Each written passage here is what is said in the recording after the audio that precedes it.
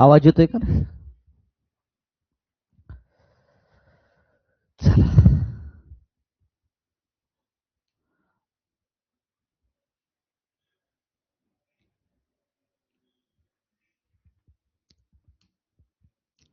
आज आपल्याला बघायचं गुणोत्तर प्रमाण.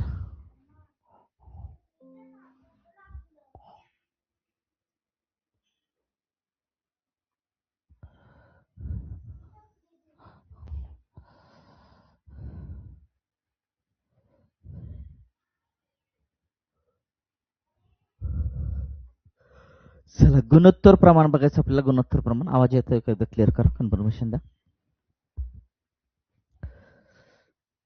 चला पहिल्यांदा बेसिक बघूया थोडस की गुणोत्तर म्हणजे काय आणि प्रमाण म्हणजे काय. बेसिक मध्ये काय लक्षात ठेवायचं माहिती का? पहिल्यांदा गुणोत्तर म्हणजे काय. गुणोत्तर म्हणजे काय माहिती का? समजा दोन राशी दिलेल्या आहेत तुमच्याकडे. समजा राशी ए आहे आणि राशी बी आहे. ह्या दोन राशी दिलेत आणि दोन राशीची तुलना भागाकाराच्या स्वरूपामध्ये करणे. दोन राशीची तुलना जर आपण भागाकाराच्या स्वरूपामध्ये करत असेल तर त्याला म्हणतो आपण गुणोत्तर. म्हणजे ह्या दोन राशी आहेत आणि दोन राशीची तुलना भागाकाराच्या स्वरूपामध्ये करायची म्हणजे ए एस बी करायचं. या दोन राशी तुलना म्हणजे एक भाग हा दुसऱ्या पहिल्या राशीचा भाग हा दुसऱ्या राशीपेक्षा किती आहे, म्हणजे एक भाग हा दुसऱ्या भागापेक्षा किती ह्याची जी तुलना केली जाते त्याला म्हणतो आपण गुणोत्तर. आणि साध्या भाषेमध्ये लक्षात ठेवा गुणोत्तर म्हणजे काय? दोन राशीची तुलना भागाकाराच्या स्वरूपामध्ये करणे. इथं लेटो वाटल्यास दोन राशीची तुलना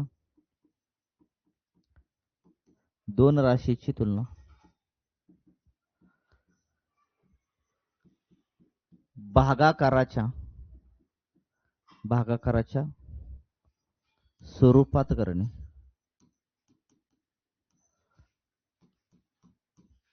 त्याला म्हणायचं गुणोत्तर. त्याला काय म्हणायचं? गुणोत्तर म्हणायचं. ओके. आता नेमकं प्रमाण म्हणजे काय? प्रमाण कशाला म्हणतो आपण? प्रमाण म्हणजे दोन गुणोत्तर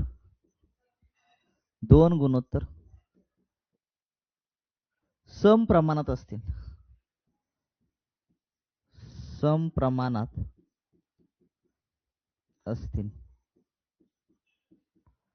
दोन गुणोत्तर समप्रमाणामध्ये असतील ह्याला म्हणायचं प्रमाण. लक्षात ठेवा. म्हणजे उदाहरणार्थ जर घ्यायचं म्हणलं तर पहिलं गुणोत्तर जे होतं समजा ए एज बी आहे आणि दुसरं गुणोत्तर बी एज सी आणि दोघंच्या दोघं कसे त्या ठिकाणी सी एज डी आहे. म्हणजे दोन गुणोत्तर जर समप्रमाणामध्ये असतील, हे ए एज बी एक गुणोत्तर झालं आणि सी एज डी एक गुणोत्तर झालं आणि दोन गुणोत्तर समान आहेत, समान माना. समप्रमाणात म्हणजे समान माना. जर दोन गुणोत्तर समान असतील लक्षात ठेवा तर त्याला म्हणायचं असतं प्रमाण. काय म्हणायचं? प्रमाण. लक्षात ठेवा. पुढचं बेसिक काय लक्षात ठेवायचं माहिती का? समजा चार संख्या तुम्हाला प्रमाणात दिलेत ए बी आणि सी आणि डी.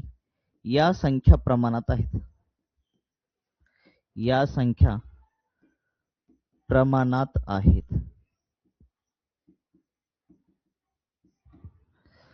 तर ध्यानात काय घ्यायचं माहिती का? तर पहिल्या आणि शेवटच्या पदाचा गुणाकार म्हणजे ए आणि डी जी आहेत, ए आणि डी ही अंत्यपदे आहेत.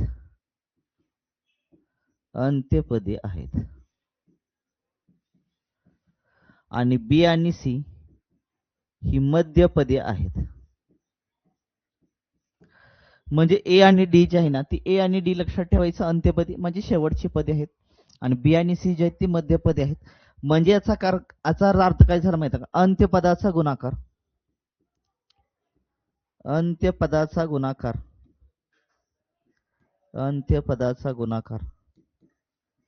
बरोबर मध्य पदाचा गुणाकार बरोबर असतो. अंत्यपदाचा गुणाकार हा मध्यपदाच्या गुणाकारा एवढा असतो. हे लक्षात ठेवायचं. कधी? जर त्या चार संख्या प्रमाणामध्ये असतील, तर अंत्यपदाचा गुणाकार भागेला मध्यपदाचा गुणाकार. लक्षात ठेवायचं. म्हणजे चार संख्या प्रमाणामध्ये असतील तर ए आणि डी जी आहे ती अंत्यपदी असतात आणि बी आणि सी ही मध्यपदी असतात. अंत्यपदाचा गुणाकार केला की मध्यपदाच्या गुणाकारा एवढा येतो. हे बेसिक लक्षात ठेवा. तिसरं अजून एक बेसिक काय लक्षात ठेवणार माहिती का? हिथं लिहितो, हिथं फुली मारून लिहितो. जर तीन संख्या प्रमाणामध्ये असतील, तीन संख्या प्रमाणात असतील, तीन संख्या प्रमाणात असतील, तर हे कसं लिहायचं? ए छेदामध्ये बी बरोबर बी छेदामध्ये सी, ए छेदामध्ये बी बरोबर बी छेदामध्ये सी. याचा अर्थ काय झाला? क्रॉस मध्ये गुणाकार केला तर बी चा वर्ग आला बरोबर ए गुणाकारामध्ये किती आलं? सी आलं. म्हणजे मध्य पदाचा गुणाकार जर तीन संख्या प्रमाणामध्ये दिली असतील तर लक्षात ठेवायचं मध्य पदाचा गुणाकार बरोबर तुम्हाला काय पहिल्या आणि शेवटच्या म्हणजे पहिल्या आणि शेवटच्या पदाचा गुणाकार म्हणजे ए आणि सी चा गुणाकार तुम्हाला करायचा आहे. चला एवढं बेसिक लक्षात ठेवा. बेसिक पुन्हा एकदा सांगतो. गुणोत्तर म्हणजे काय लक्षात ठेवायचं एकदम सिंपल भाषेमध्ये दोन राशीची तुलना, एक राशी दुसऱ्या राशीपेक्षा किती भाग आहे याला म्हणायचं. लक्षात ठेवा म्हणजे दोन राशी आहेत त्या, दोन संख्या आहेत त्या दोन संख्येची तुलना त्या भागाकाराच्या स्वरूपामध्ये करा, बस त्याला गुणोत्तर म्हणायचं. प्रमाण म्हणजे काय लक्षात ठेवायचं? प्रमाण म्हणजे काय? दोन गुणोत्तर आहेत, दोन गुणोत्तर समप्रमाणामध्ये असतील म्हणजे समान असतील, समप्रमाण म्हणजे समान असतील म्हणजे ए आणि बी हे गुणोत्तर झालं आणि सी आणि डी हे गुणोत्तर झालं आणि दोन गुणोत्तर कसे तुमचे समान आहेत म्हणजे बरोबर चिन्ह टाका, तुमचं तयार झालं ते प्रमाण. जर चार संख्या ए बी सी डी या चार संख्या प्रमाणामध्ये असतील तर ए आणि डी अंत्यपदी असतात आणि बी आणि सी मध्यपदी असतात. याचा अर्थ अंत्यपदाचा गुणाकार बरोबर लक्षात ठेवायचं मध्यपदाचा गुणाकार. आणि जर तीन संख्या प्रमाणामध्ये असतील तर लक्षात ठेवायचं मध्यपदाचा वर्ग करायचा बरोबर का पहिल्या आणि शेवटच्या पदाचा काय करायचा? गुणाकार करायचा. हे झालं तुमचं बेसिक. क्लिअर का बाबा? इथं पुढे जाऊया. चला टाईप क्रमांक 1. पुढीलपैकी कोणत्या संख्येचा संच प्रमाणात आहे? तुम्हाला विचारले कोणत्या संख्येचा संच जो आहे ना तो संख्येचा संच तुम्हाला प्रमाणामध्ये आहे. आता चार संख्या दिली असता मी सांगितले ना तुम्हाला, जर तुम्हाला ए बी सी डी दिली असतील चार संख्या प्रमाणात असतील तर अंत्यपदाचा गुणाकार म्हणजे ए गुणाकारामध्ये डी बरोबर बी गुणाकारामध्ये सी, अंत्यपदाचा गुणाकार बरोबर मध्यपदाचा गुणाकार असतो. सेम टू सेम लक्षात ठेवा. करा. इथं कुठलं येते बघा, अंत्यपदाचा गुणाकार केला, बार दोन्ही 24 बार ते किती आलं? 36, 9 सख्खे आलं 54. चार संख्या प्रमाणात येतील का? नाही येणार. चला पुढं. साइन त्रिक किती आलं? 18, 180 आलं. मधल्या पदा 12 गुणाकार 12 144 आलं बरोबर नाही, कॅन्सल तुमचं. चला हे पण कट. इथं किती आलं? साइन त्रिक 18 आलं, 4 25 आलं, नाही येणार. चला इथं किती आलं तुमचं? 27 त्रिक आले तुमचे 81 आणि 99 किती आलं तुमचं? 81. इकडं पण 81 आलं, इकडं पण 81 आलं. याचा अर्थ तुमच्या लक्षात चार संख्या प्रमाणामध्ये कुठल्या आहेत तुमच्या? ऑप्शन क्रमांक 4. ऑप्शन क्रमांक 4. चला क्लिअर का?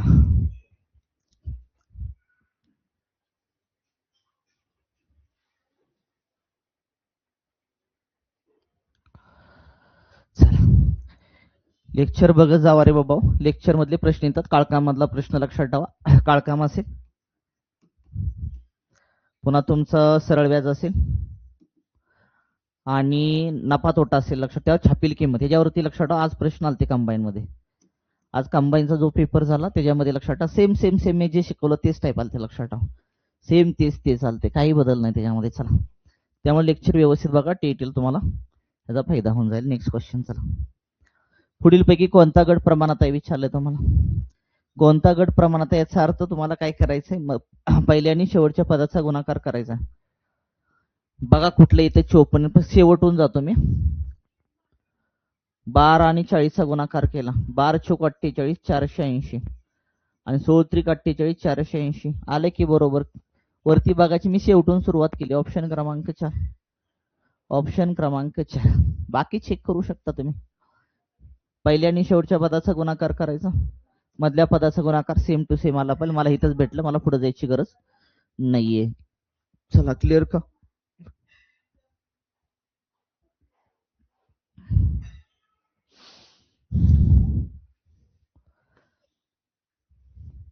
कोणता गट प्रमाणात आहे विचारलं. एकक संख्या अंकावरून चेक करा. एकक संख्या अंकावरून चेक करा. इथं 6 आणि 5 केलं तर 6 पंच एकक स्थानी 0 येत आहे आणि इथं 9 2 18 येते, नाही येणार. Cut cut. चला एकक संख्या अंकावरून बघूया जमते तर का बघूया. इथं बघा, इथं किती आलं? 5 चोक 20, 9 0 0. चेक करूया आपण इथं. 54 गुणाकारामध्ये 65 बरोबर 90 गुणाकारामध्ये किती 39. दुसरा चेक करूया. डायरेक्टली पाडा तर काही येणार नाही आपल्याला.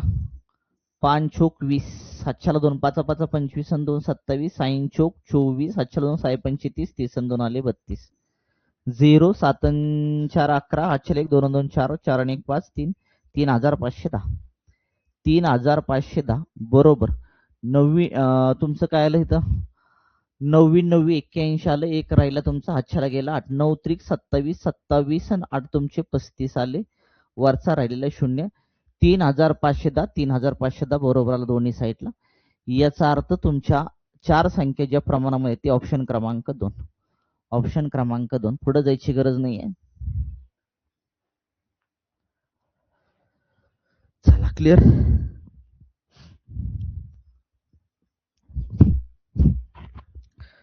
Next question. पुढीलपैकी कोणत्या संचातील 3 संख्या प्रमाणामध्ये आहेत? 3 संख्या प्रमाणामध्ये आहेत म्हणजेच मी सांगितले जर 3 संख्या प्रमाणामध्ये असतील ए बी आणि सी या 3 संख्या प्रमाणामध्ये असतील तर तुम्हाला काय करायचं आहे मधल्या पदाचा वर्ग बरोबर ए गुणाकारामध्ये किती करायचं आहे सी करायचं आहे. म्हणजे तुम्हाला तृतीय पद काढण्यासाठी सुद्धा लक्षात ठेवा ह्या बेसिकचा उपयोग होईल तुम्हाला. या इथं 3 संख्या प्रमाणात याचा अर्थ मधल्या पदाचा वर्ग करायचा आहे.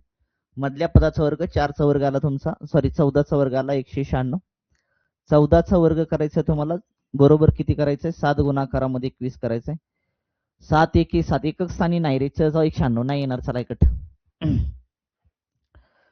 बरोबर ना कट येणार नाही. एकक स्थानच्या अंकावर येतात 14चा वर्ग 96 आहे म्हणजे एकक स्थानी सानी तर 7 येतं कट.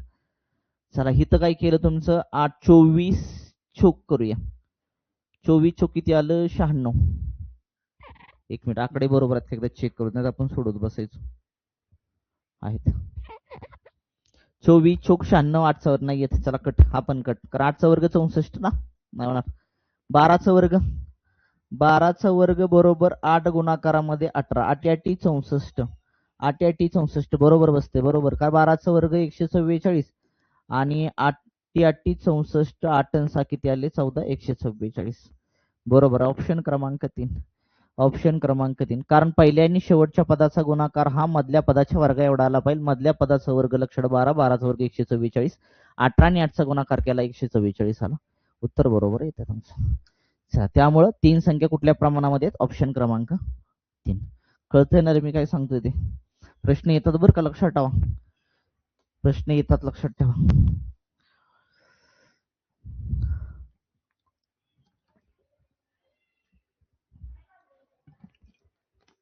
आलं तर आपल्याला सोडवता यावं. Next question. कोणत्या गटात 3 संख्या प्रमाणामध्ये आहे? 3 संख्या प्रमाणामध्ये सांगितले तसं त्या पद्धतीनं सोडवा. आणि जेवढं गणिताची प्रॅक्टिस कराल तेवढं तुम्हाला ते जमणार. नुसतं बघून काय होणार नाही लक्षात ठेवा. इथं बसल्यावर सगळं सुस्त कळतं लक्षात. परीक्षेत गेलं ना काही सुचत नाही लक्षात ठेवा. 30 क्वेश्चन सोडवायचे परीक्षेमध्ये. 30 क्वेश्चन सोडवायचे विचार करा मग तुम्हाला मिनिटं किती लागतील बिनका नाही जर सराव केला तर.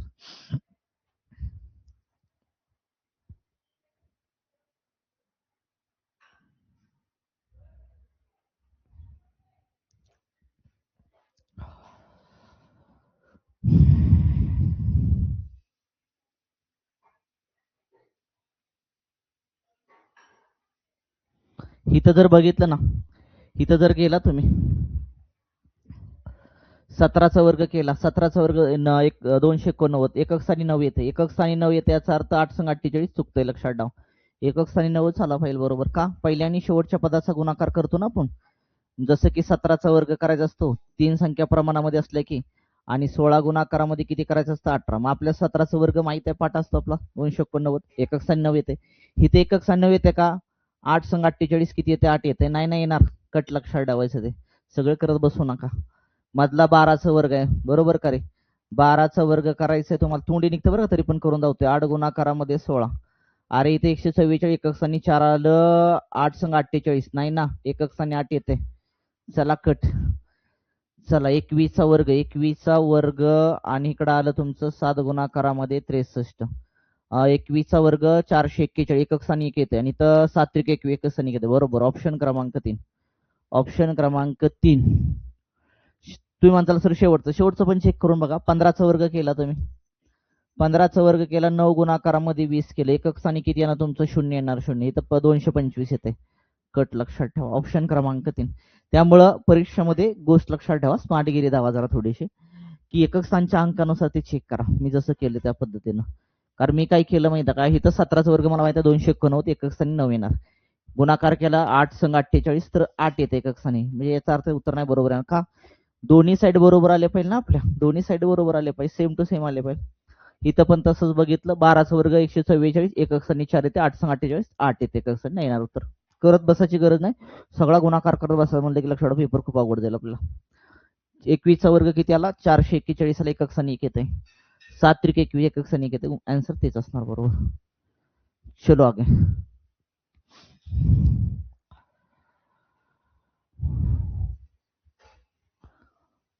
जर डबल ठिकाणी एकक स्थानी जर लक्षात सेम टू सेम येत असतं ते तुम्हाला गुणाकार करून चेक करावं लागेल बरं का, लक्षात ठेवा. जर तुम्हाला डबल ठिकाणी जर एकक स्थानी सेम टू सेम येत असतं कुठलं बरोबर हे तुम्हाला चेक करावं लागेल.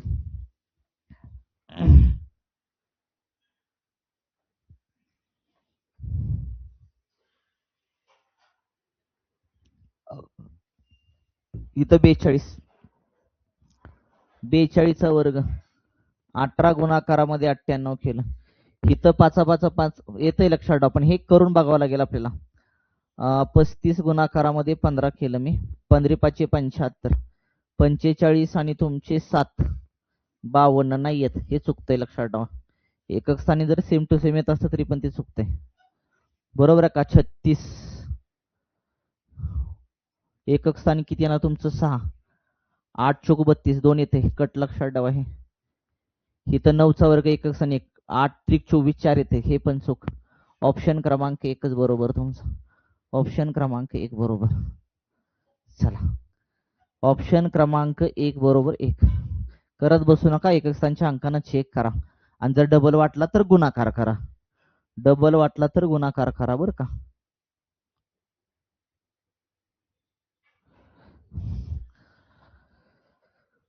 चला जाऊया नेक्स्ट क्वेश्चन करते. नेक्स्ट क्वेश्चन टाईप क्रमांक 3. टाईप क्रमांक 1 टाईप क्रमांक 2 क्लिअर करे बाबा. परीक्षेला प्रश्नाला तर सोडवा व्यवस्थित. 15 आहे, x आहे, 24 आहे, 32 या 4 संख्या प्रमाणात x बरोबर किती? सांगितलं मी बेसिक. 4 संख्या प्रमाणामध्ये असतील, a b आणि c आणि d या 4 संख्या प्रमाणामध्ये असतील तर पहिल्या आणि शेवटच्या पदाचा गुणाकार हा मधल्या 2 पदाच्या गुणाकारा एवढा असतो. पहिल्या आणि शेवटच्या पदाचा गुणाकार हा मधल्या 2 पदाच्या गुणाकारा एवढा असतो. मग करा नाही तर सेम टू सेम, तसं काय प्रॉब्लेम आहे? करा ना. पहिल्या आणि शेवटच्या पदाचा गुणाकार म्हणजे 15 गुणाकारामध्ये किती आलं तुमचं? 32 बरोबर मधल्या पदाच्या गुणाकार एवढा असतो. x गुणाकारामध्ये किती आलं? 24. आता भाग द्या. 24 गुणाकाराला इकडे कशा येईल? भाकार. मग अंत कशाला? माहित आहे ना आपल्याला 24 गुणाकाराला भाकाराच x तसंच राहणार. मग माहित असताना पुन्हा स्टेप वाढवत बसायची गरज काय? म्हणतोय वाढवायची नाही स्टेप अजिबात.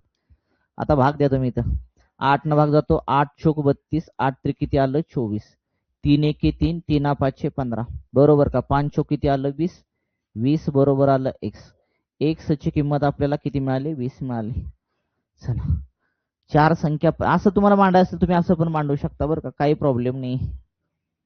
पहिल्या आणि शेवटच्या पदाचा गुणाकार केला, तुम्हाला वाटलं असंच नाही, 15 गुणाकारामध्ये 32 केलं, 24 गुणाकाराला इकडे भागाकाराला येईल बरोबर किती आलं तुमचं? x.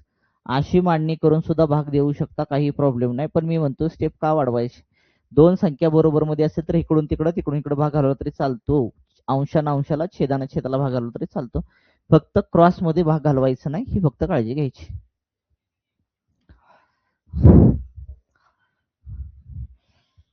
चला, क्लिअर का? 4 संख्या प्रमाणामध्ये आहेत तर x बरोबर किती म्हणले? आता सांगितलं पहिल्या आणि शेवटच्या पदाचा गुणाकार करायचा असतो.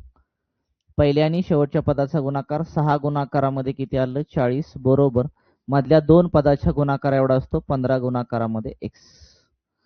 5 ने भाग जाईल तुमचा, 5 त्रिक 15, 85 किती आलं? 40, 3 1 3, 3 2 6, 8 2 किती आलं? 16, 16 बरोबर आलं तुमचं x. x ची किंमत जी भेटली ती x ची किंमत किती भेटली तुम्हाला? 16 भेटली. चला जाऊया का नेक्स्ट क्वेश्चन कडे. 28 35 52 x या 4 संख्या प्रमाणामध्ये तर x बरोबर किती म्हणते तुम्हाला? चार संख्या प्रमाणात पहिल्या आणि शेवटच्या पदाचा गुणाकार असतो 28 गुणाकारामध्ये x बरोबर मधल्या दोन पदाच्या गुणाकार एवढा 35 गुणाकारामध्ये किती तुमचं 52. आता डायरेक्ट इकडलं तिकडलं करण्यापेक्षा डायरेक्टली भाग द्या. 7 न भाग जातो 7 चूक 28 7 5 35 बरोबर का रे. 4 1 4 राहिला 1 4 त्रिक 12 13 चूक 52. चला राहिलं काय बघा तुमचं डाव्या साईडला x राहिलं उजव्या साईडला 13 आणि 5 राहिलं 13 आणि 5 चा गुणाकार 13 5 किती आलं 65. x ची किंमत भेटली 65. चला x ची किंमत भेटली 65. जे लेक्चर बघतात त्यांनी लक्षात ठेवा पेना वही घेऊन बसा आणि सोडवा. परीक्षेमध्ये आपल्याला सोडवायचं आहे बघून ते सुटणार नाही. क्लिअर करे बाबा. चार संख्या प्रमाणामध्ये दिली असतं तर काय करायचं लक्षात ठेवा. चार संख्या जर तुम्हाला प्रमाण हे बेसिक सांगतो बेसिक नाही लक्षात ह्याच्यावर प्रश्न विचारतात आणि विचारलं नाहीच पण हे लक्षात ठेवा जेव्हा शाब्दिक गणित आपण गुणोत्तर प्रमाणाचे सोडवतो ना तेव्हा हे उपयोगी पडतं बरं का. हे लक्षात असू द्या. जर एखादा बेसिक क्वेश्चन विचारला जात नसेल तर ते बेसिक पुढे उपयोगी पडत असतं. चार संख्या प्रमाणामध्ये असतील तर लक्षात ठेवा पहिल्या आणि शेवटच्या पदाचा गुणाकार हा मधल्या दोन पदाच्या गुणाकार एवढा असतो. हे फक्त लक्षात ठेवा कॅल्क्युलेशन करा तुम्हाला आन्सर मिळून जाईल. टाईप क्रमांक 4. चला तीन संख्या प्रमाणामध्ये असतील तर मग सांगितले बेसिक मध्ये सांगितलंय का नाही मला सांगा. मी बेसिक मध्ये सांगितलंय काय सांगितलं बेसिक मध्ये कुठं गेला. तीन संख्या प्रमाणामध्ये असतील तर मधल्या पदाचा गुणाकार मधल्या पदाचा वर्ग बरोबर अंतपदाचा गुणाकार असतो. अंत्यपदाचा गुणाकार असतो लक्षात ठेवा. बरोबर का रे. चला तीन संख्या प्रमाणामध्ये तर x बरोबर किती म्हणले मधल्या पदाचा वर्ग करायचा.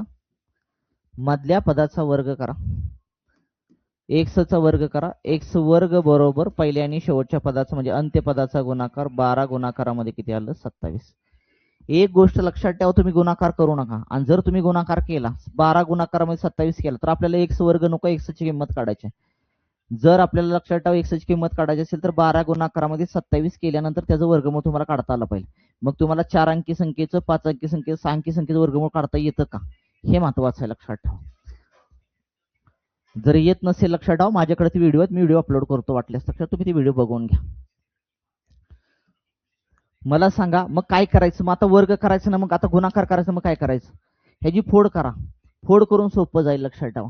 काय करायचं आपल्याला ह्याची वर्गमूळ घ्यायचं. ह्याचं वर्गमूळ आलं x वर्गमूळ घेणे इथं येतो वर्गमूळ घेऊन मी वर्गमूळ घेतलं ह्याचं वर्गमूळ घेतलं x आलं. याचं वर्गमूळ 12 आणि 27 वर्गमूळ निघत याचा अर्थ वर्गमूळामध्ये 12 गुणाकारामध्ये किती आलं 27. मग ह्या 12 आणि 27 ची फोड करत राहायची जोपर्यंत त्याचं वर्गमूळ निघत नाही त्या संख्येचं तोपर्यंत फोड करायची. कशी फोड करायची 12ची अशी फोड करा की एका संख्येचं वर्गमूळ निघेल आणि तुम्हाला ते पण कळत नसेल फोड फोड फोड करत जावा लक्षात ठेवा. डबल डबल संख्या दिसली की त्याला फक्त बाहेर काढा. मी 12ची फोड काय केली माहिती का 4 त्रिक 12 चालेल का केली तर चालेल. सर मी साई दोन्ही 12 केलं तर चालेल का काही प्रॉब्लेम नाही. साई दोन्ही 12 करा पुन्हा बेत्रिक 6 तुम्हाला 6ची फोड करावी लागेल. बस संख्येचं वर्गमूळ निघत नसेल 6चं तर तुम्हाला पुन्हा फोड करावी लागेल ना. वर्गमूळ निघत असेल तर ठेवू शकतो आपण वर्गमूळ निघत नसेल तर फोड करावी लागेल आपल्याला. मग मला 27 वर्गमूळ निघत ना मी काय केलं 9 त्रिक 27 केलं कारण 9चं वर्गमूळ निघते. आता मी वर्गमूळ काढलं x बरोबर 4चं वर्गमूळ आलं 2 9चं वर्गमूळ आलं 3 आणि इथं 3 आणि 3 डबल आहे 3 आणि 3 डबल आहे म्हणजे 3 त्रिक 9 आणि 9चं वर्गमूळ पुन्हा 3 आलं तुमचं. कळतं ना मी काय करतोय ते. मी 12ची फोड केली 4 त्रिक 12 कारण एका संख्येचं वर्गमूळ निघते. 27 ची फोड केली 9 त्रिक 27 एका संख्येचं वर्गमूळ निघते. बाकी 3 3 राहिलं पुन्हा 3 3 चा गुणाकार केला 9 आला पुन्हा त्याचं वर्गमूळ 3 आलं. गुणाकार करा 3 त्रिक 9 9 दोन्ही किती आलं 18 आलं. x ची किंमत आली 18. x ची किंमत किती आली तुमची 18. आणि जर तुम्ही 12 गुणाकारामध्ये 27 जरी केलं तुम्हाला वर्गमूळ काढता आलं पाहिजे हे लक्षात ठेवा.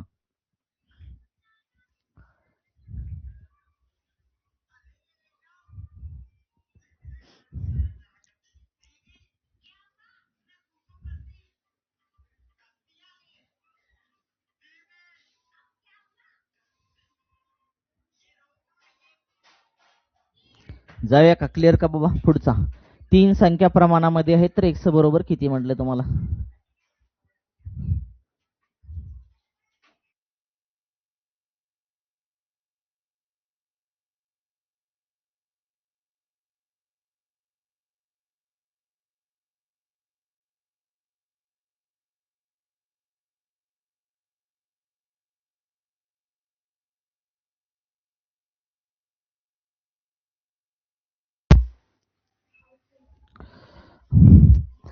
तीन संख्या प्रमाणामध्ये आहेत तर x बरोबर किती सांगितलं, x वर्ग करायचंय बरोबर 24 गुणाकारामध्ये किती करायचं आहे, 54 करायचं आहे. आवाज येतोय ना?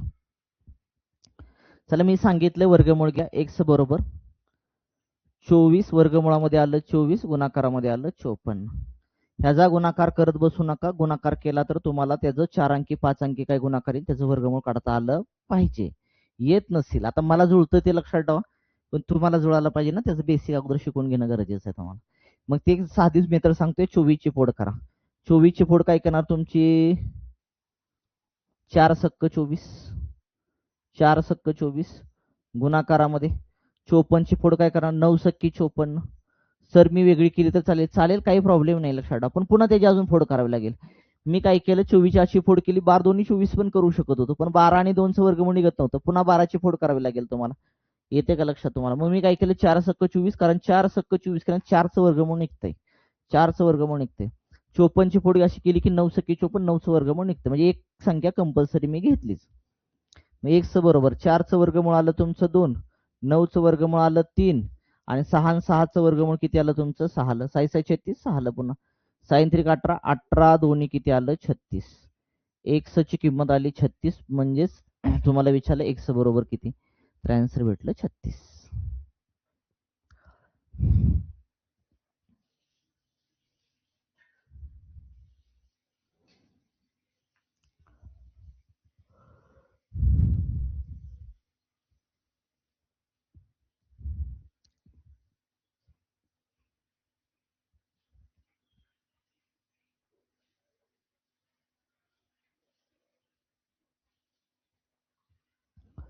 चला जाऊया पुढच्या प्रश्नाकडे. x 20 25 या तीन संख्या प्रमाणामध्ये आहेत तर x बरोबर किती म्हणताय तुमचं.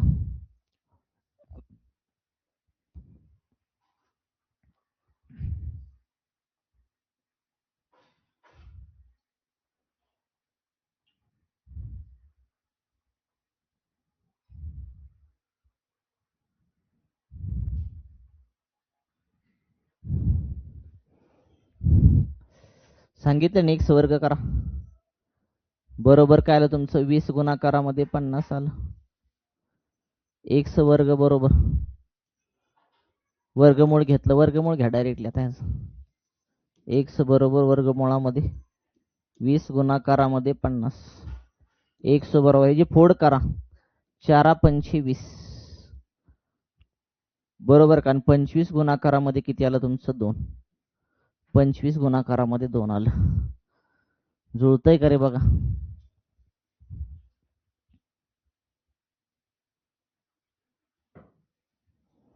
4 चं वर्गमूळ किती आलं 2, नाही ना जुळत.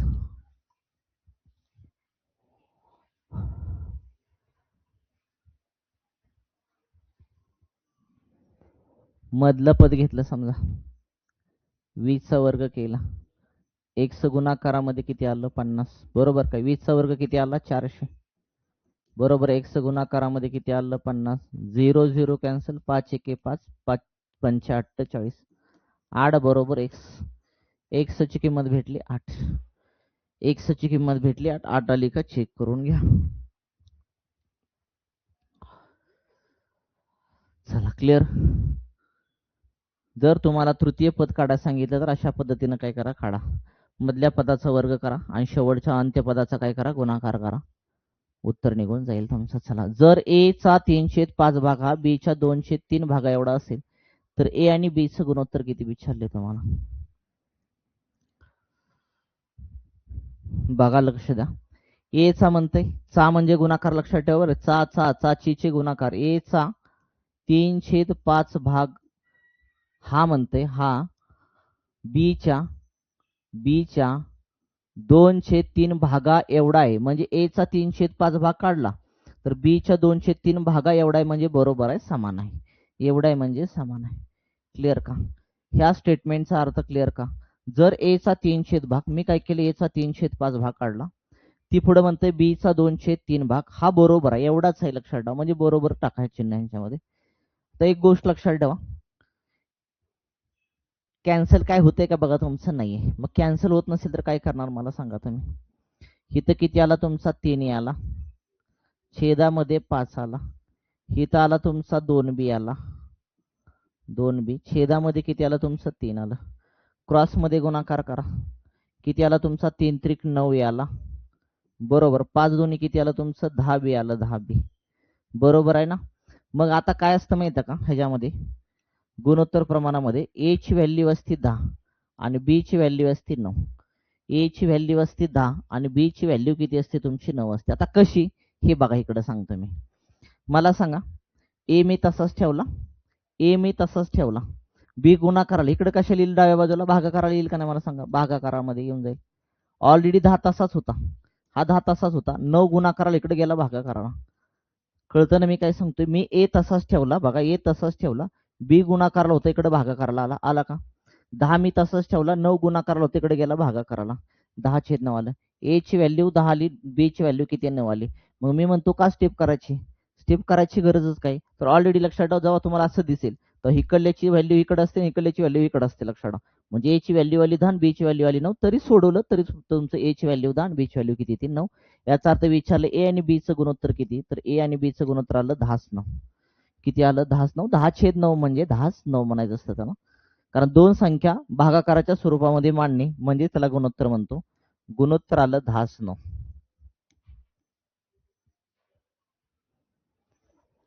चला आलं का चेक करून घ्या.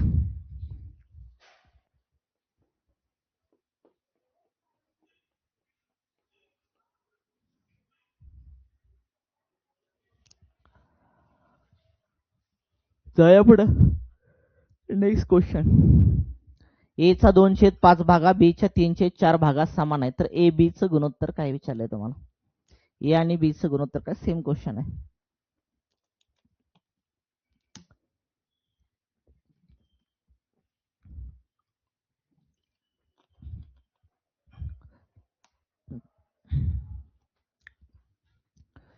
सेम सेम आहे, लक्षात ठेवा, ए चा म्हणते ना, एकच मिनिट पेन बदलतो, ए चा 2/5 भाग, पुढे म्हणते बी च्या 3/4 भागा समान आहे, म्हणजे दोघांचा ह्या ए चा 2/5 भाग आणि बी चा 3/4 भाग समान आहे, लक्षात ठेवा.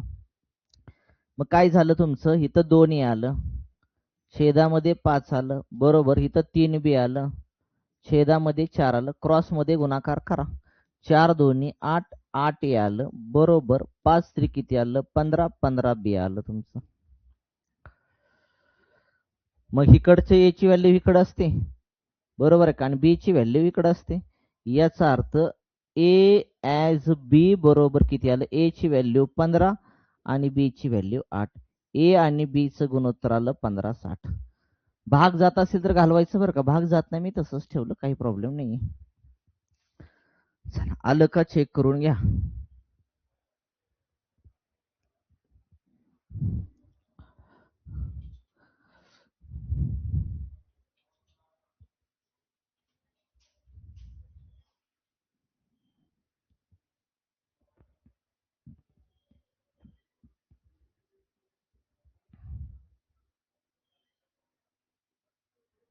जाऊया पुढं, हे असं म्हणायचं ना बरं का, 8 ची व्हॅल्यू ए ची व्हॅल्यू 8 आणि बी ची व्हॅल्यू 15, कारण परीक्षेमध्ये लक्षात ठेवा ते गुणोत्तर 15/8 पण देतात आणि 8/15 पण देतात, हे दिमागामध्ये फिट करा.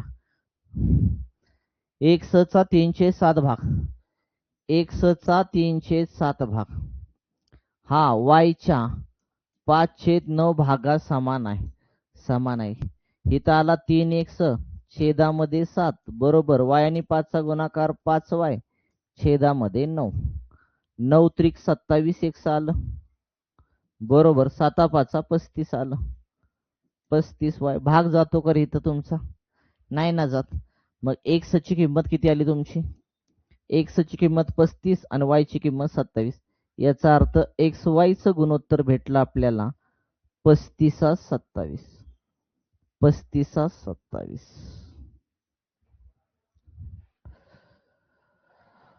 चला क्लिअर का रे बाबा, समजते ना मी काय सांगतोय, ते स्लो जातो एकदम, लक्षात ठेवा, स्पीड मध्ये सांगत नाही, व्यवस्थित एक्सप्लेन करतो, व्यवस्थित गोष्टी समजून घ्या.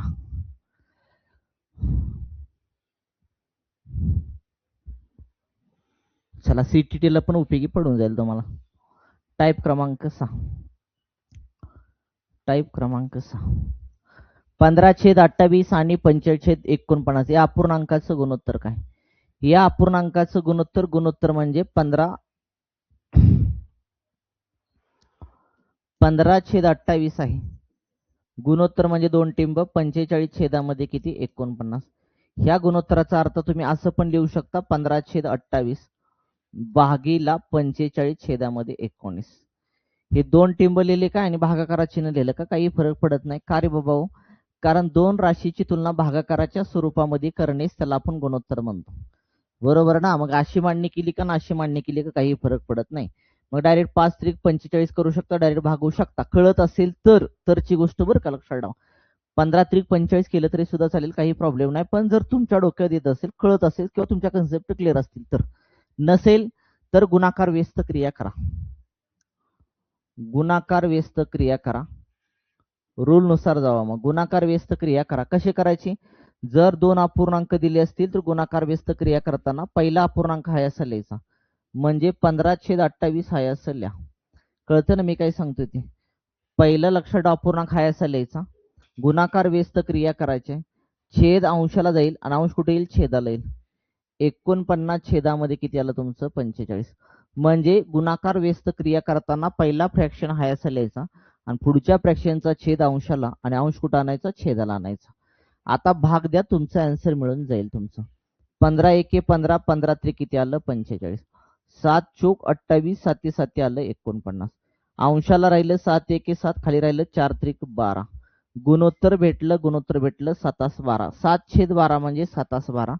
तुम्ही असं पण लिहू शकता, काही प्रॉब्लेम नाही. 7/12 उत्तर 7/12 आलं पाहिजे. ऑप्शन मध्ये 12/7 पण देतात, हे लक्षात असू द्या.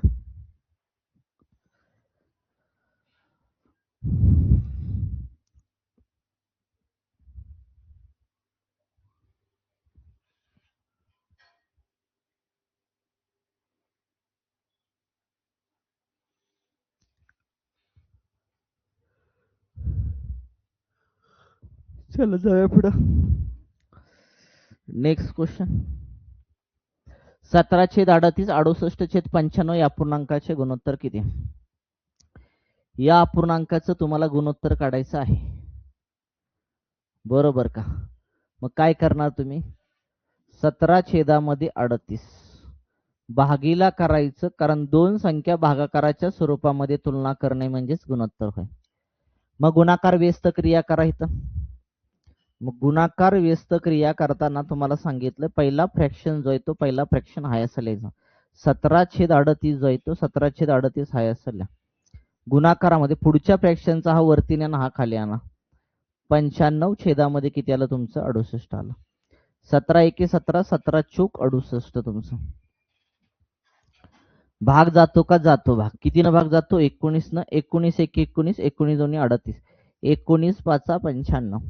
वरती राहिलं फक्त 5, खाली राहिलं 4 आणि 2. 4×2 किती आलं? 8. गुणोत्तर भेटलं 5/60. त्या दोन अपूर्णांकाचं गुणोत्तर भेटलं 5/60.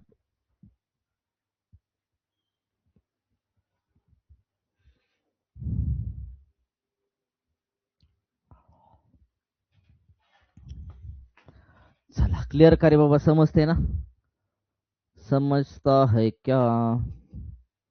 चलो आगे. स्पीड मध्ये जात नाही, व्यवस्थित डिटेल मध्ये सांगतो, लक्षात ठेवा. कन्सेप्ट समजून घ्या. हातामध्ये वही पेन सराव करा तर तुमचं जुळेल, नाहीतर काही जुळणार नाही. 16/35 आहे. 16/35 भागाकारामध्ये 32 छेदामध्ये आलं 21. बरोबर ना? व्यस्त क्रिया करायचं. व्यस्त क्रिया करा. व्यस्त क्रिया कशी करणार? पहिला फ्रॅक्शन 16/35 हा असा लिहिला. गुणाकार व्यस्त क्रिया करायची तुम्हाला. 21 वर जाईल, 32 खाली येईल. 21 छेदामध्ये किती आलं? 32. कधीही गुणाकार व्यस्त क्रिया करताना लक्षात ठेवायचं, पहिला फ्रॅक्शन जो आहे ना तो पहिला फ्रॅक्शन हा असा ठेवायचा. सेकंड फ्रॅक्शनचा छेदांशाला अंश कुठं आणायचा? छेदाला आणायचं. चला 16×1 16, 16×2 32, 7×5 35, 7×3 21. वरती राहिला 3, खाली राहिला 5×2 10. गुणोत्तर भेटलं 3/10. गुणोत्तर भेटलं 3/10.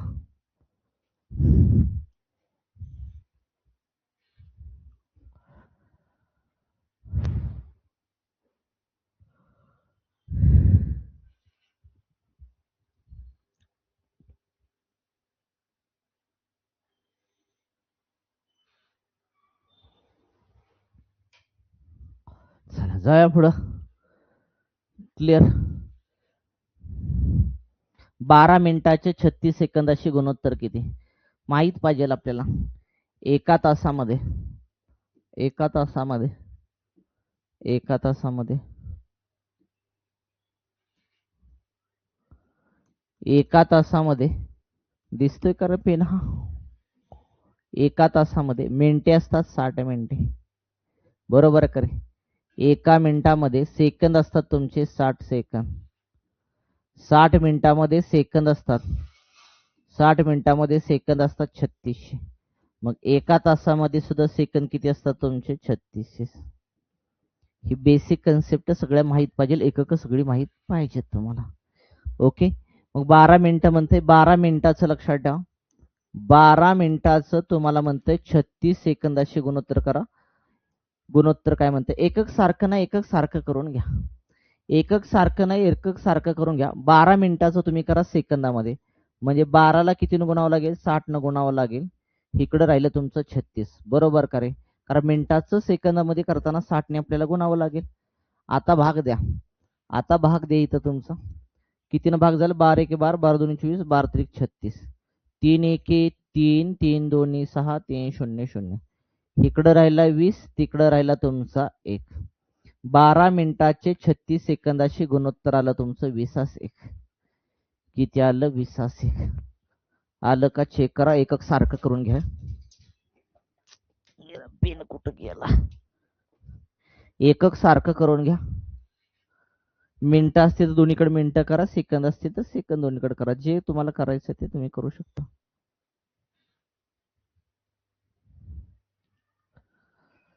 काही प्रॉब्लेम नाही. जाऊया पुढं. क्लिअर. 1.5 तासाशी 72 सेकंदाशी गुणोत्तर किती म्हणते. 1.5 तासाशी 72 सेकंदाचं गुणोत्तर किती. 1.5 तास आहे. बरोबर ना. ती म्हणते 72 सेकंदाशी गुणोत्तर किती. 1.5 तास. एका तासामध्ये आपल्याला सेकंद माहित आहे 3600 सेकंद असतात. किती असतात 3600 सेकंद. अर्ध्या तासामध्ये सेकंद होतात 1800. 0 0 8 आणि 6 14 हा चले 3 4 4 आणि 1 5.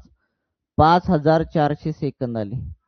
5400 सेकंद आले. इकडं 72 तुमचं तसंच. आता भाग द्या. उत्तर तुमचं निघून जाईल. 18 त्रिक 54 0 0. 18 चोक 72. ओके. पुन्हा भाग जातो का तुमचा जातो. 4 7 28. 4 7 28 राहिला 2 4 25. इकडं राहिला 75 तिकडं राहिला उजव्या बाजूला 1 काहीच नाही राहिला म्हणजे 1 राहिला तुमचा. गुणोत्तर भेटलं 75 गुणोत्तर भेटलं 75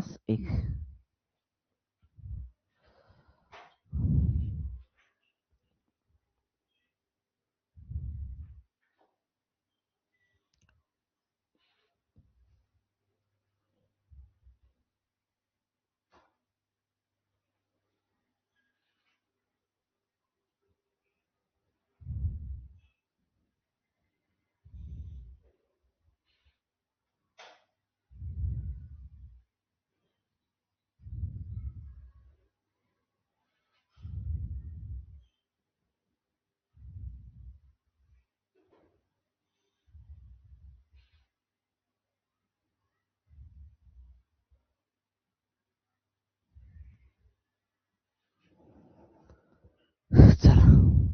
75 मीटरचे 4.5 किलोमीटरशी गुणोत्तर किती. तुम्हाला माहित आहे ना सर्वांना. एका किलोमीटर मध्ये मीटर असतात 1000. मीटर किती असतात तुमचे 1000. ml किती असतात अमुक किती असतात सेंटीमीटर किती असतात काय असतात ते सगळं माहित पाहिजे. लक्षात ठेवा. ओके. सगळ्या गोष्टी त्या माहित पाहिजेत आपल्याला. मग इथं 75 मीटर आहे तुमचं. मी 75 मीटर तसंच ठेवतो. 4.5 किमी. त्या 4.5 किमीचं मला मीटर मध्ये करायचं. कारण सोपं जाईल मीटर मध्ये करणे. किलोमीटरचं मीटर मध्ये करणे सोपं जाईल. मला मीटरचं किलोमीटर मध्ये पण करता येईल. ते पॉईंट मध्ये येणार. लक्षात ठेवा. मग आपल्याला पॉईंट कशाला घ्यायचंय. इथला दशांश चिन्ह इथला शून्य कॅन्सल झाला. 75 इकडे राहिला तुमचा 45 गुणाकारामध्ये 100. बघा 15 5 75. 15 त्रिक 45. 5 एके 5, 5 दोन्ही 10, 5 0 0. इकडं राहिलं 1, इकडं 20 आणि 3 20 3 किती आलं? 60 आलं. गुणोत्तर भेटलं 61. गुणोत्तर भेटलं 61.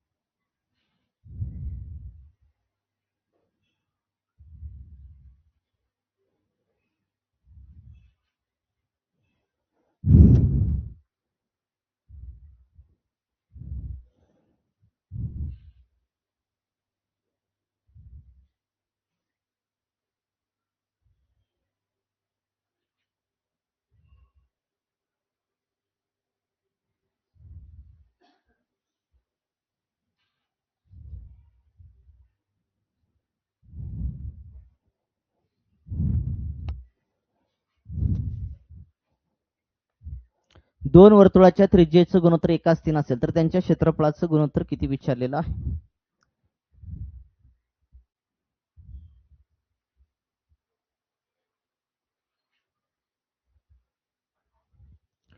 बेसिक कन्सेप्ट सांगते एकदम लक्ष. सगळं आता मी माहिती सांगत बसत नाही. एक गोष्ट लक्षात ठेवायची, काय माहिती का? बघा, जर तुम्हाला त्रिज्येचं गुणोत्तर दिलं असेल, त्रिज्येचं गुणोत्तर दिलं असेल तर त्रिज्येचं गुणोत्तर दिलं असेल, विचारलं असेल क्षेत्रफळाचं गुणोत्तर, इथं डायरेक्टच देतो. त्रिज्येचं गुणोत्तर दिलं असता, दिले असता,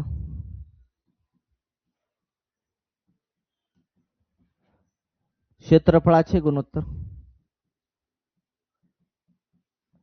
क्षेत्रफळाचे गुणोत्तर त्याच्या वर्गा एवढे असते, त्याच्या वर्गा एवढे असते.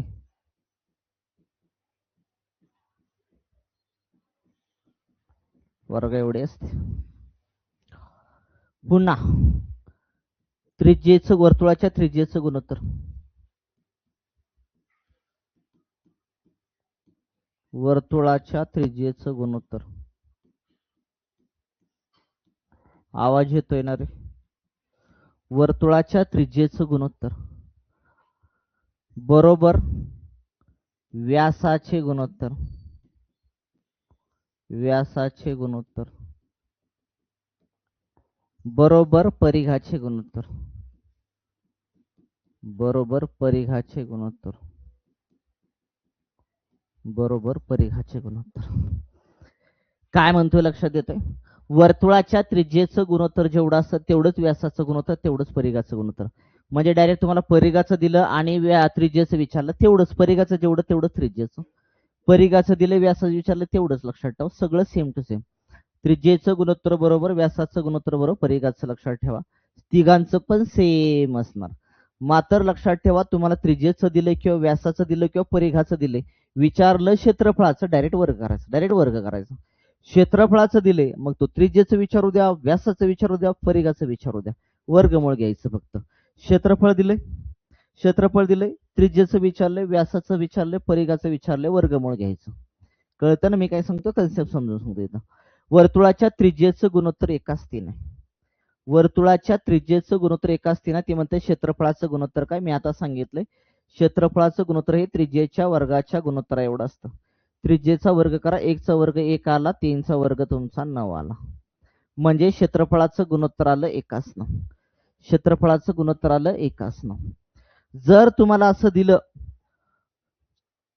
वर्तुळाच्या क्षेत्रफळाचं गुणोत्तर 25:36 आहे, बघा क्षेत्रफळाचं दिले, वर्तुळाच्या क्षेत्रफळाचं गुणोत्तर दिले, दोन वर्तुळाच्या क्षेत्रफळाचं गुणोत्तर 25:36 दिले. तुम्हाला विचारलं त्रिज्येचं गुणोत्तर, ह्याचं वर्गमूळ घ्यायचं, ह्याचं वर्गमूळ घ्यायचं. 25चं वर्गमूळ आलं 5 आणि 36 आलं 6. त्यांच्या त्रिज्येचं गुणोत्तर आलं 5:6. त्रिज्येचं गुणोत्तर आलं 5:6. ओके. मग तुम्हाला डायरेक्टली क्षेत्रफळाचं गुणोत्तर दिलंय आणि म्हणतंय परिघाचं गुणोत्तर काय. अरे अगोदर त्रिज्या काढा. त्रिज्येचं गुणोत्तर म्हणजेच व्यासाचं गुणोत्तर आणि व्यासाचं गुणोत्तर म्हणजे परिघाचं. म्हणजे त्रिज्येचं जेवढं असतं तेवढंच व्यासाचं तेवढंच परिघाचं गुणोत्तर.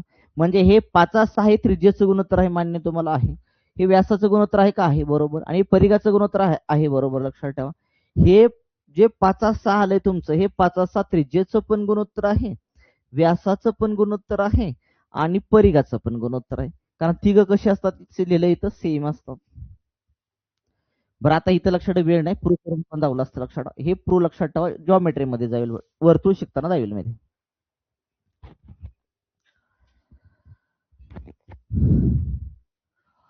चला जाऊया पुढं. हे क्लिअर का, वर्तुळाचं क्लिअर का बाबा. समजा तुम्हाला दुसरं दिलं, एकच मिनिट, समजा तुम्हाला दिलं चौरसाचं, चौरसाच्या बाजूचं गुणोत्तर दिलं,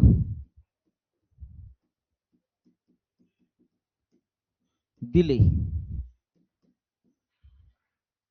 तर क्षेत्रफळाचं गुणोत्तर हे, क्षेत्रफळाचं गुणोत्तर हे बाजूच्या वर्गा एवढे असते, बाजूच्या वर्गाच्या प्रमाणात असते, वर्गाच्या प्रमाणात असते. बस हे स्टेटमेंट लक्षात ठेवा. प्रूव्ह करायचं असेल तर तुम्ही 2 चौरस काढू शकता, 2 चौरसाचं लक्षात ठेवा, क्षेत्रफळ काढायचा फॉर्म्युला लिहू शकता, ते प्रूव्ह होऊन जाईल. लक्षात ठेवा काही प्रॉब्लेम नाही. म्हणजे तुम्हाला बाजूचं गुणोत्तर दिलं, तुम्हाला बाजूचं गुणोत्तर दिले आणि विचारतील तुम्हाला क्षेत्रफळाचं गुणोत्तर, तर क्षेत्रफळाचं गुणोत्तर हे त्यांच्या लक्षात ठेवा बाजूच्या वर्गाच्या प्रमाणामध्ये असतं, बाजूच्या वर्गाच्या प्रमाणामध्ये असतं. लक्षात ठेवा ही कन्सेप्ट लक्षात ठेवा. क्लिअर करे बाबा.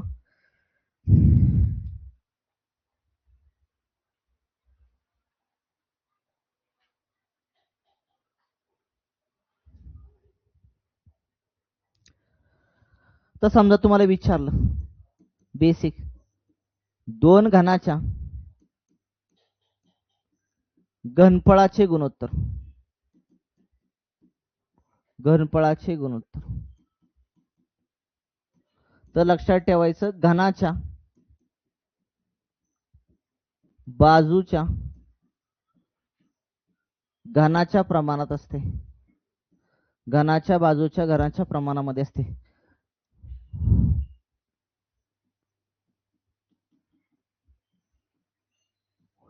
क्लिअर करे बाबा, क्लिअर करे बाबा, समजते ना मी काय सांगतोय ते. या इकडे चला. 2 वर्तुळाच्या त्रिज्येचं गुणोत्तर 3/4 आहे, तर त्यांच्या परिघाचं गुणोत्तर मी मगाच सांगितले. वर्तुळाच्या त्रिज्येचं गुणोत्तर, व्यासाचं गुणोत्तर, परिघाचं गुणोत्तर सेम असतं रे. त्रिज्येचं गुणोत्तर 3/4 दिले, विचारले परिघाचं गुणोत्तर, परिघाचं गुणोत्तर 3/4 येणार, त्यामध्ये कुठलाही बदल होणार नाहीये. चला नेक्स्ट क्वेश्चन. 2 चौरसाच्या बाजूचं गुणोत्तर, बाजूचं चौरसाच्या बाजूचं गुणोत्तर 2/3 आहे. विचारलंय क्षेत्रफळाचं गुणोत्तर काय. मी सांगितले बाजूचं गुणोत्तर जर 2/3 असेल तर क्षेत्रफळाचं गुणोत्तर त्याच्या वर्गा एवढं असतं. वर्ग करा त्याचा फक्त, 2चा वर्ग 4, 3चा वर्ग किती आला 9, त्यांच्या क्षेत्रफळाचं गुणोत्तर आलं 4/9.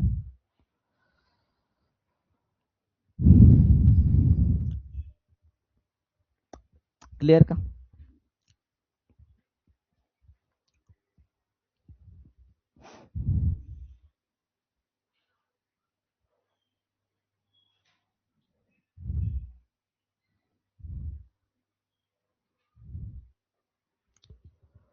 जाऊया खरे पुढं आपण. चला पुढं.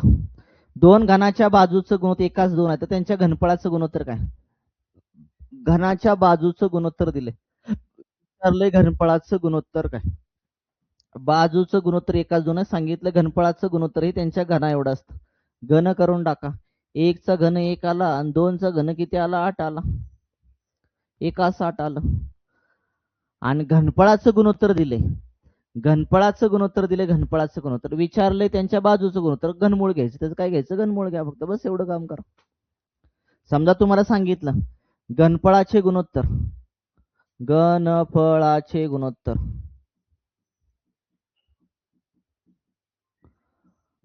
किती आहे? घनफळाचं गुणोत्तर 8:27 आहे.